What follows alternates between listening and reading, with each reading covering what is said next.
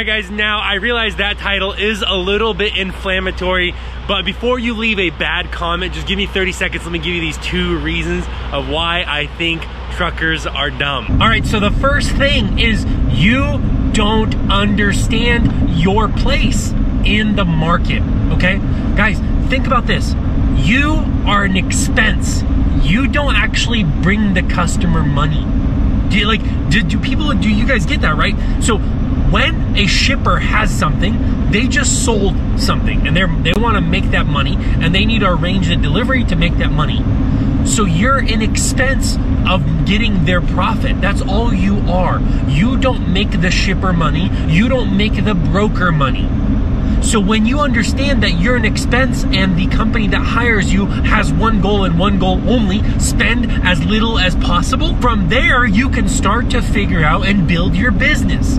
But you need to understand the foundation that you are an expense and companies want to spend as little as possible on this expense. Number 2 is you sound like the Fight for 15 people, okay? Now, why don't we just raise the minimum wage to $15 an hour like everybody wants? Why? Because it'll raise the prices of everything else. Same thing here. All of you truck drivers that are asking, oh, $2 a mile, understand everything else will go up in price because of it. You guys get that, right? Everything else will get more expensive around you. Maintenance will become more expensive. Parts for your truck will become more expensive. Everything will become more expensive. So understand that raising things to $2 a mile does not help. That is not the solution. Well, that was the 2 points. And if you waited before you commented, a bad thing calling me names, thank you. You're welcome to leave those comments now, because at the end of the day, I want to realize, like, where am I wrong? I want to grow. And so comment below, where am I wrong? So I do look forward to hear from you guys. But that brings me to my next question.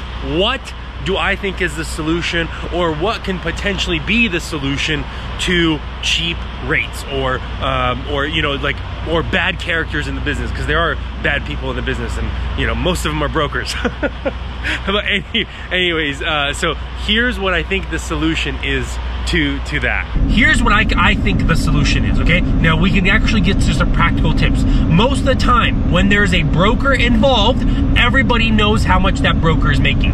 Look at stock trading, all the fees are disclosed. Look at all, many things, right? I mean, that's the only example that comes to mind. But many times, oh, look at real estate, right? I'm in the middle of buying my house. I know exactly how much my broker is making. The real estate agent, right? That's essentially a broker. I know exactly how much they're making. Same thing here.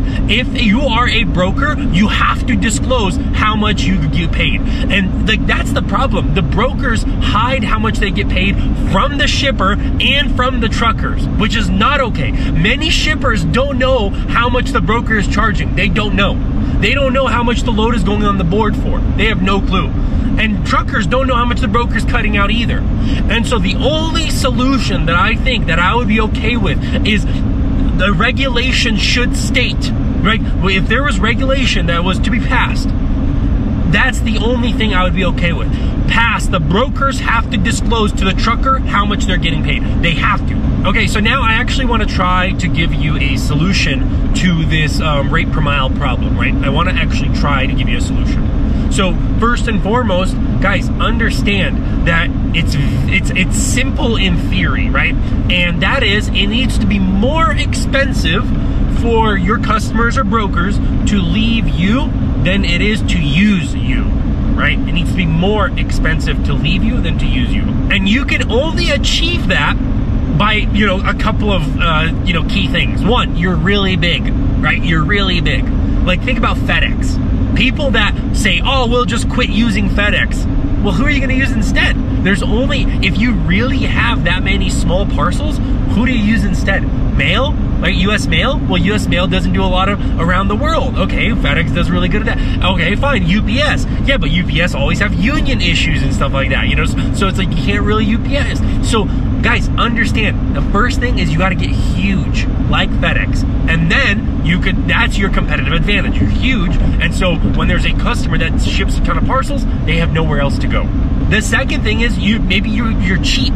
right? Maybe your expenses are low. You live in an area where it's really cheap to get storage or warehousing or whatever the case may be, right? You're really, really cheap. You're super, super low price because you're aggressively making sure your expenses are maintained, right? That's another way it could be more expensive, literally more expensive for your customer to go somewhere else than to stick with you. The third thing could be, you know, you have to have some kind of advantage, right? Maybe it's a patent on something. Maybe it's some kind of, you know, maybe your teams are really good. Your teams work really well, right? You have some kind of advantage where the competition doesn't have that because of something, right? Maybe it's a product that you made and nobody else has that. Maybe it's some kind of software you use, nobody else has that. So you have some kind of advantage, and so the company that's using you, it'd be more expensive for them to go to try to find somebody else than it is to stick with you. And the last and final thing, which is the fourth thing, is you. People like you. That's it. Maybe your customer, maybe your broker, your shipper, they just like you, and we'll call that brand. They want to use you for you. Guys, at the end of the day, people work with people they like, okay? So make sure you're likable. It's that easy. And like, no one's gonna wanna switch from you if you always treat them well, if you're always nice to them, you know, you're taking care of them, right? So understand these four things, right? That's how you improve your rates, or basically make it so that it's more expensive for them to use somebody else instead of you. You don't whine and complain about saying, oh, it's not $2 a mile. That's not a solution, right? Now moving on, and here's what I want to move on to. It's really important that you grasp those things, because I hear it all the time. The same thing over and over and over. And that is, oh, I started hotshot trucking, I'm a non-CDL, I can haul 10,000 pounds, right? That's how it usually starts. But then it goes to, oh, hey, Alex, I got my CDL. You know, there just wasn't enough non-CDL hotshot freight, so I got my CDL. I got a bigger trailer. It's now a dually trailer, so I can scale 15,000 pounds. Okay. And then I get here again, oh, you know, and it's not that only I get this, it's all over Facebook, it's everywhere, right? This is what people do, literally this is what they do. Oh, hey, Alex, I upgraded from a 3,500 to a 5,500, and, you know, so now I can actually do 19,000 pounds, so it's actually even better, you know, hopefully I can set, you know, that give me a little more freight. And then it goes, oh, hey, Alex, I got a single axle tractor, you know, which is like a smaller semi, basically, because the rear axle on the Ram 5500 is only 15,000 or 16,000 pounds or something like that. And on a single axle semi, it's a 20,000 pound axle, so I can put more weight on my drive. So that's why I'm upgrading again.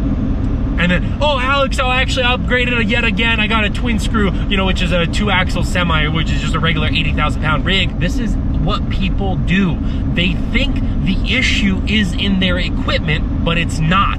It doesn't matter what kind of equipment you have if you don't understand how to differentiate yourself from the market. How are you gonna make it more expensive for the broker to use somebody else than use you? How are you gonna do that? How are you gonna make it harder and more inconvenient to switch to somebody else than to keep using you? That's what you gotta figure out. And it doesn't matter with what kind of equipment if you don't figure that out, it doesn't matter what the equipment is, right? I've been a non-CDL hotshot now for almost 5 years. Almost 5 years I've been doing it. Guys, figure that out first, because or else you'll fail all the way through all the equipment that you could possibly get. You're gonna switch to van, you're gonna switch to, you know, RGN, then you're gonna switch to reefers, and then you're gonna switch to Conestogas, and you're just gonna keep upgrading thinking, oh, it'll be when I get that trailer, it'll be when I get that equipment. No, it's not. It's absolutely not. Now, sure, there are some little things, like I went from a 32 to a 36 to a 40. Sure, there's those little things, but that is absolutely not what I'm talking about. You know, I'm not saying tweaking to make your equipment more effective. That's not, you know what I mean? I'm literally talking about all the time. I read and hear, oh, I upgraded, I upgraded, I upgraded. No, no, no. The issue is you need to upgrade your knowledge. How can you make it more inconvenient, more expensive, or more challenging to switch from you to somebody else? And many times that's circumstantial. When you're operating on the load board, guys, it's probably circumstantial. Somebody that calls on a load and they're 30 miles away is much better off than you when you're 150 miles away. So that'll take some skills to get that load instead of that guy. Or you have to be faster, right? If you call first instead of third, You call first, the broker will lock it down. Now, sure, there's dishonest brokers where they'll still give it to the third guy even though he already blocked down the load with you. Sure, there's those brokers, but that's not what we're talking about. We're talking about most often, more often than not, I should say, when you call first, you have the best chance of getting the load. And that's what you want to work on and improve on the phone, especially when you're on the phone with brokers and whatnot, right? For example, right? So let's say that situation, you call a load and you're 30 miles away. You're super close, which is close. You know, under 30 miles, let's say, or under 50 miles, right? That's what you want to double down hard on that. You really want to explain, hey, look, I'm 30 miles away. We can lock this thing in. We lock it down, and I'll be there within an hour. It'll be loaded up, picked up. You'll have no issues. You can have an easy weekend with nothing to worry about. Like, that's what you want to be saying. Why? Because that's one of those 4 things that I talked about, right? That's your advantage. It's going to be much more expensive and challenging for a broker to then have to go find somebody else that's further away. That's your advantage in that situation. Okay, so that's like location, right? You're closer, fine. That's your little bit of an advantage. Okay, what about price? Okay, now let's assume that you have a load on your trailer. You got your first partial, and you now have the room for another partial, and you're like, I could get something good, right? And the load pops up that's gonna fit perfectly. But on its own, it's not really ideal if you're empty, but it's perfect because you already got a load. Guys, understand, I'll undercut anyone for $200 for a partial that fits better on my trailer than if it is for someone else, right? And that's my competitive advantage now, price, right? Because, oh, hey, I already got a partial on my load, I already got a partial on my trailer, I can make this fit, it'll be perfect, I can do it for less money. That's the free market, guys. That's the way it works. That's the competitive advantage that you could use in that situation, right? It's like you already, you know, maybe you're good at like stacking partials, right? And so it's these like little things that you get better at on the phone when you just keep practicing and practicing and practicing and like finding out like how you can stand out from the crowd. You know, maybe you're nicer on the phone, right? Now I'm not saying being nice wins you the load. Very rarely. Often brokers just appreciate like cutthroat, like not cutthroat. They just get to the point, right? Brokers very rarely, they're rarely on the phone like, hey, how's your mother, brother, sister, father? How's the weather? How's this? Brokers don't care. They have one job and one job only. They need to book this load quickly. Okay? And so if you can, you know, if you're just really quick on the phone, like, hey, what's it paying? Where's it going? Oh, I'm 40 miles away. I can grab it. I can do it for this rate. Well, often, that's how you can lock down loads. You tell them, hey, I'm close, you're direct, you're gonna be easy to work with, right? Boom, there you go, done. So understand, you gotta get good on the phones in certain things like this. Understanding how you can quickly explain to the broker why it's advantageous for them to use you. That's how you can lock down more freight. It's probably how you can lock down better paying freight too. All right, and now as I'm finishing up my 30-minute break here at this rest area, a couple final things in closing. First and foremost, guys, please do not mistaken my criticism of the individuals or of the industry as ungratefulness, okay?